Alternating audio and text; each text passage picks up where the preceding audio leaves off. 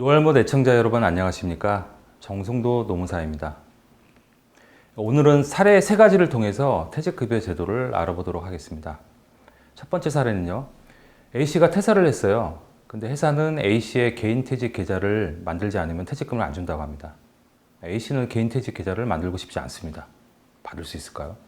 그 다음에 두 번째는 회사가 올해 퇴직연금 제도 확정기여형을 도입을 하면서 작년 재직기간까지 모든 종사자의 퇴직금을 중간정산을 했습니다.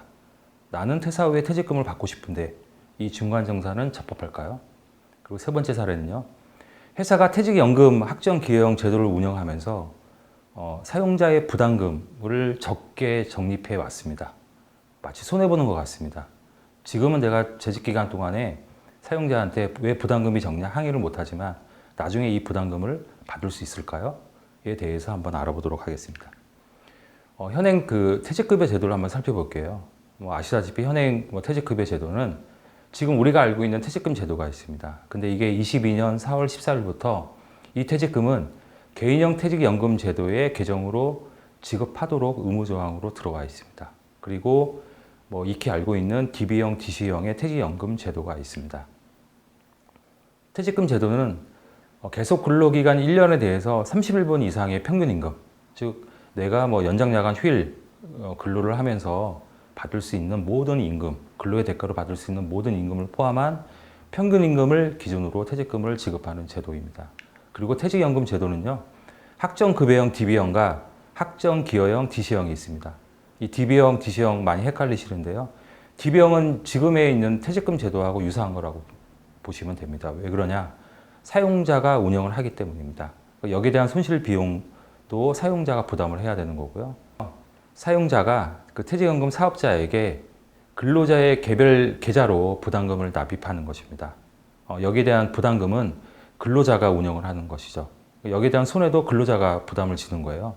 작년 7월 12일 디폴트 옵션이라고 하는 제도가 도입이 됐습니다. 이거는 뭐냐면은 근로자가 이제 적립금을 운영하는 데 있어서 수익률을 지금보다 더 많이 가지고 싶다. 다른 상품을 지정해서 운영하도록 하는 것입니다. 물론 수익률이 높다라고 하는 것은 이연 부담이 그만큼 높다라고 하는 것입니다.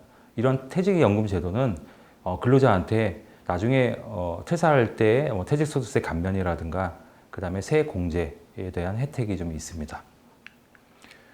퇴직금은 보통 퇴사하고 나서 받는 것이잖아요. 근데 중간에 이제 불가피하게 목돈이 필요한 경우가 있습니다. 무주택자인 근로자가 본인 명의의 주택을 구입하는 경우 또는 주거를 목적으로 전세금 또는 보증금이 필요한 경우 그리고 본인이 아픈 경우도 있잖아요. 그리고 사업장에서 임금 피크제를 도입하면서 임금 총액이 줄어드는 경우가 있어요. 이런 경우에는 적법하게 퇴직금을 중산하도록 법에서 규정을 하고 있습니다. 이런 경우만 퇴직금 중간정산이 유효한 거죠. 그럼 다시 첫 번째 질문으로 돌아올게요. A씨가 퇴사를 했어요. 근데 회사가 개인퇴직 계좌를 만들지 않으면 퇴직금을 안 준다고 합니다. 이거는 의무조항으로 들어가 있지만 처벌조항은 없습니다. 그러나 퇴직금을 포함한 미지급 임금에 대한 임금청산을 위반하는 경우에는 근로기준법에 따라서 사용자는 처벌조항이 있죠.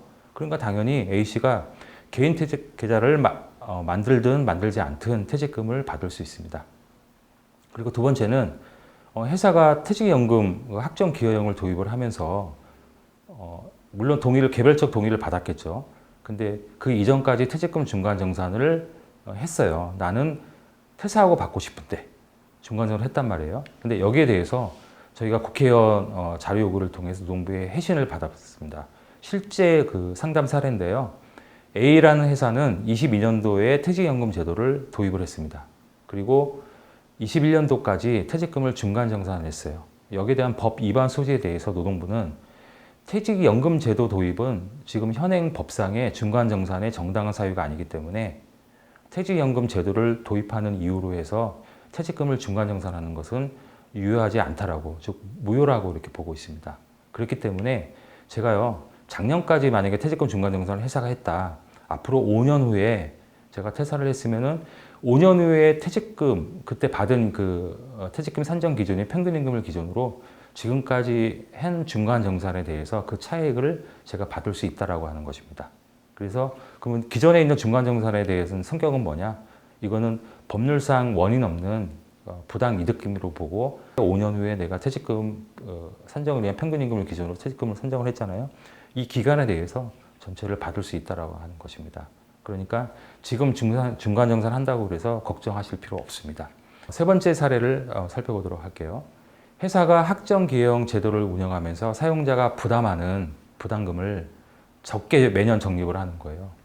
나는 이제 매년마다 손해를 보는 것 같죠. 왜냐하면 부담금이 많이 들어가야지 그만큼 거기에 따른 수익이 생기니까요. 근데 이걸 나중에 받을 수 있을까요? 근데 받을 수 있습니다. 사용자는 오히려 더 손해를 볼 겁니다. 이런 경우가 어떤 사례냐면요.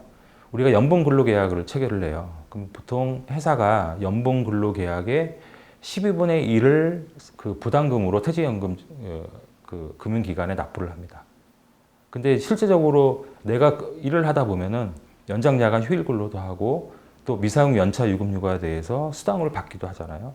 그럼 결국 사후에 있는 그 평균임금이 커질 수밖에 없어요. 그러니까 연봉에 있는 근로계약서는 내가 노동을 하는데 내 노동 시급이라든가 그런 거를 산정하는 기준이 되는 거지 평균임금과는 차이가 날 수밖에 없는데 사용자가 이 평균임금을 기준으로 부담금을 납부하는 게 아니고 연봉근로계약서를 통해서 납부를 하는 사례가 있습니다. 여기에 대해서 좀 구체적으로 살펴보면은 현행법에는 사용자가 매년 근로자의 연간 임금 총액, 여기는 연차 유급휴가 수당까지 다 포함이 돼요. 15분의 1을 근로자의 퇴직연금 계좌에 적립하도록 되어 있습니다. 그리고 이거를 뭐 월납, 분기납, 반기납, 연납으로 매년 정기적으로 납입 시기를 정할 수 있도록 되어 있죠. 근데 이 납입 시기를 이후에 이 부담금을 적게 납부하면은 현행법에는 퇴직 후에 14일까지 연 10%의 지연이자를 지급하도록 되어 있습니다. 근로기준법에서도 지연이자에 대한 조항이 있어요. 근데 여기에 대한 처벌 조항은 없습니다. 그래서 노동부에서는 근로기준법의 미지급 임금에 대한 지연이자는 판단을 하지 않죠. 민사로 가라고 합니다. 그러나 퇴직보장보험법에는 이 지연이자에 대한 처벌 조항이 있습니다. 이를 구체적으로 좀 살펴보면요. 만약에 사용자가 부담금을 납부하지 않거나 부담 이자에 대한 납입을 하지 아니한 경우에는 3년 이하의 징역 또 3천만 원 이하의 벌금을 처하도록 이렇게 규정되어 있습니다. 그렇기 때문에 사용자는 그동안 납부하지 않은 부담금에 대한 지연 이자를 납입할 의무가 있는 것입니다. 실제 사례를 통해서 한번 살펴볼게요.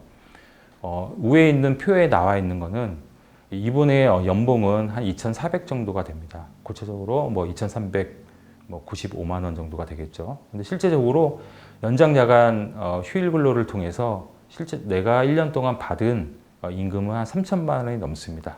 근데 사용자는 연봉 근로 계약서에 12분의 1만 납부한 거예요. 즉 이 차액인 600만 원에 대해서는 납부하지 않았습니다. 근데 만약에 제가 600만 원이 내 개인 계좌에 있으면 그만큼 수익률이 나와야 되는 거잖아요. 그래서 법에서 정하는 것처럼 이 부담금 이 600만 원에 대한 납입 시기 이후부터 퇴사 이후 14일까지 연 10%의 지연 이자를 납부하도록 되어 있는데요. 그거를 따져봤더니 한 300만 원 됩니다. 웬만한 금융상품보다 수익률이 아주 좋습니다. 그러니까 회사가 적립금을 좀 적게 한다 걱정하지 마세요. 지연 이자를 통해서 더 10%의 수익률을 만들 수 있습니다.